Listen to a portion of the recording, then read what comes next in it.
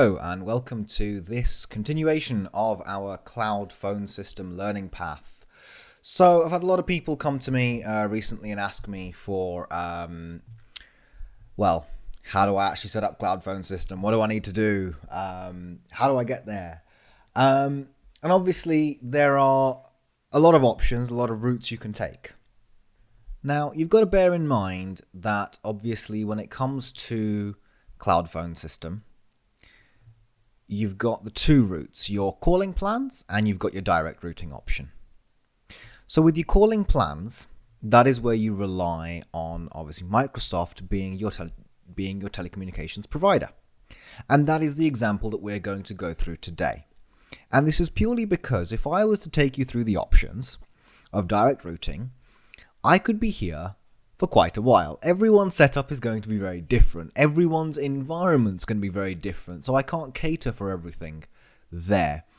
So if anyone has any questions on obviously direct routing, then please come to me and I'll be more than happy to assist on a case-by-case basis. But for those of you who are going to be doing calling plans, and I think the vast majority of people may be doing calling plans, this guide is really going to show you how you can achieve that.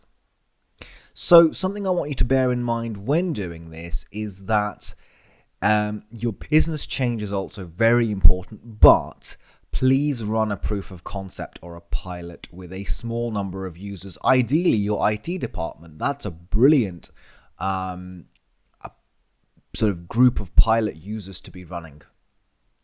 So let's get first into what do we need to configure our cloud phone system environment. The first thing we're going to need to make sure is that cloud phone system with calling plans is enabled or available in your country. Now, as I've mentioned before, this is purely because Microsoft haven't got a telco agreement everywhere, so you can only get calling plans in certain areas. Once you've confirmed that you're able to get calling plans in your area, you're going to want to purchase all your licenses. Now, the various licenses you're going to need are your cloud phone system license, your calling plan license, your virtual user license, and your communications credits. Let's go through these one by one. Cloud phone system obviously enables you access to the telephone system. Calling plans are what gives your users the ability to call out. Your virtual user license is going to give you the ability to have your call queues and your auto attendance, and your communications credits allow you to call out of plan obviously numbers. So this could be obviously premium rate numbers, which are not in your obviously domestic or international calling plan. The brilliant thing about this is that you can purchase all of these at the same time. When you go to purchase your phone system and calling plan, it will automatically add your virtual user and communications credits to your package. Now, virtual user licenses are free. Please do not sit there and think, oh my God, it's an extra cost. No, they are completely free of charge. Your communications credits, you can choose how much to put in. I mean, I've put in £10, as you will see, but you could put in £100 or $100 if you wanted to. Now, my way of doing this has actually been to purchase the M365 Business Voice package. Now, this includes the calling plan, it includes the cloud phone system, and it also includes our access to the audio conferencing license. So, let's stop talking about it and get into our demo environment. So here we are in the Microsoft 365 Admin Center. Now, you'll have to apologize. I do like the older view, not a fan of the new view. I'm sure it's something I'll have to get used to eventually, but I'm going to prolong that as long as I can.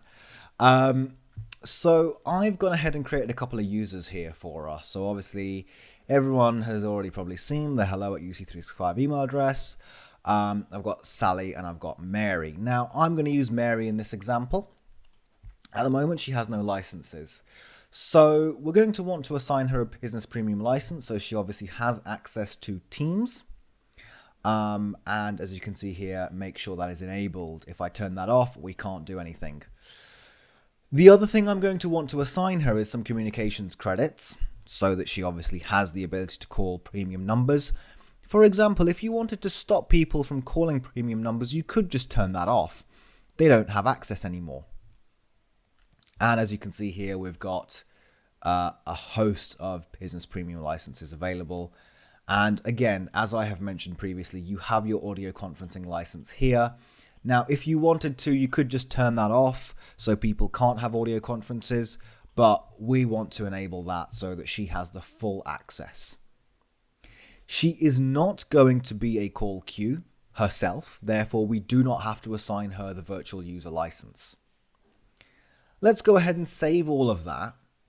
And while we're waiting for all of this to propagate, we're going to head over to the Teams Admin Center. And from the Teams Admin Center, we want to go to Voice. We want to go to Phone Numbers. And you'll see here that I already have a number assigned, but I want to add a new number now. Okay? So we're going to go ahead and add Mary new number in the order name. New number being purchased for demo. Now I'm in the United Kingdom, so I'm going to go ahead and select United Kingdom. Now you've got a few option types here. We're going to go with user. If obviously you want to buy a call queue or auto attendant license number, you go with those two. I want a user license for Mary, therefore that's what I'm going to do. Now I'm based in Coventry. For those of you who don't know, it's not too far from Birmingham. So I'm going to go ahead and pick Coventry. Now I've already added a location here called Office. However, it does sometimes have a weird way of doing it. So you have to search sometimes for the city instead of the name. So I'm going to go ahead and pick that. I'm going to blank this out, obviously, so that people don't see my home address. We're going to pick our area code, which is obviously 24 for Coventry. And I'm just going to go ahead and buy one number, just so that I can assign that to Mary. As we go through, it's now going to try and reserve a number for us. So after a few moments of waiting there, it's gone ahead and reserved a number for us. I'm happy with that number, and we're going to go ahead and place that order. Okay, so our number order has now been placed. We're going to go ahead and finish there. It won't pop up automatically, so you might have to refresh your page in order for your new number to pop up. Now, let's go ahead and edit that number we just purchased. And we're going to assign it to Mary. Our location, again, I'm going to go ahead and blank out this location so you can't see. But you search for the city in which you are based. Go ahead and assign that number. And now we have done everything that is needed to get Mary her calling plan and her phone system enabled. So let's head over to Teams and check where we're at. Okay, so we've loaded Teams up. And as this is the first time I've logged into Mary's account, we get that. But we don't want to download the mobile app, and we want to make this full screen. So at the moment, because everything is still propagating across the servers, we are not able to make a PSTN call. This is normally how your users are going to start off. So I can't just dial 0800 and, as you see, it won't allow me to call out. But if I wanted to call Sally, for example, it'll give me the option to call Sally, who is obviously an internal user. So what I would recommend is that you wait. Now, I usually wait overnight. I will usually do all these changes around 5-6 o'clock in the afternoon, and I will wait until the next business day. So usually that'll be 9 o'clock in the morning, and everything will have gone through. So what I'm going to do is pause the video here. I'm going to give it a little while. Shouldn't take too long, and I'll come back once this is ready to go. 2 hours later. Okay, so welcome back, and it's a couple of hours later. I've allowed that to propagate through, and here we are. So we are logged back into Mary's account. I did have to log out and log back in a couple of times, but we've logged back in. I've gone into the calls tab, and there we are. We have a telephone number appearing here with our dial pad. Now this is your indication that everything has gone through as expected. So I could in fact call this number now, and the call would come through here. I could place a call out of this number, and this is the number that would be shown to our users. So let's just quickly go through a few of the options here that we have in the calls tab. So we've obviously got speed dial. We can add a speed dial contact in here, or we can create a group. So for example, we could create a UC365 internal group, and we could create an external group, or however we wanted to structure that.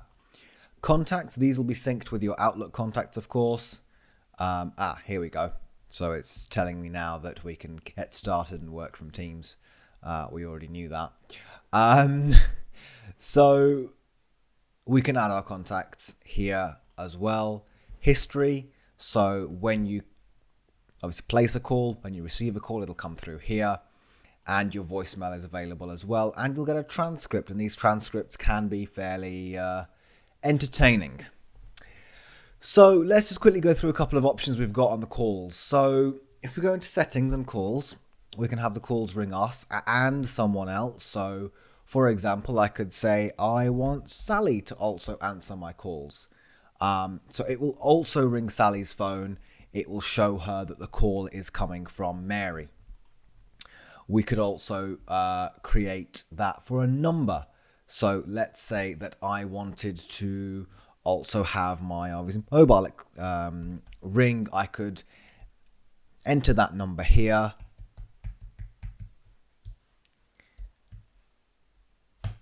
And that will also ring my mobile number. In this instance, we don't want that. You can set the if unanswered behavior. So again, we can have it go to someone else. We can have it go to our mobiles. We can have it go to a call group. Call groups, call queues, and auto attendance I will talk about in another video. We can have it go to voicemail, which is what we're doing here. The default ring time will be 20 seconds. You can obviously change this. To forward all your calls by default, you can just do that and select where you want the calls to go. You can configure your voicemail, and you can configure your ringtones. And that's it. We have Cloud Phone System up and running. So fairly simple, not too complicated procedure. And of course, you can enable this for as many or as few users as you want. Hope this gives everyone a very good understanding of how to enable Cloud Phone System for their user base. And as ever, if you have any questions or you would like to get in touch with me about helping you create your own Cloud Phone System environment, please don't hesitate to get in touch. Until next time, thank you very much.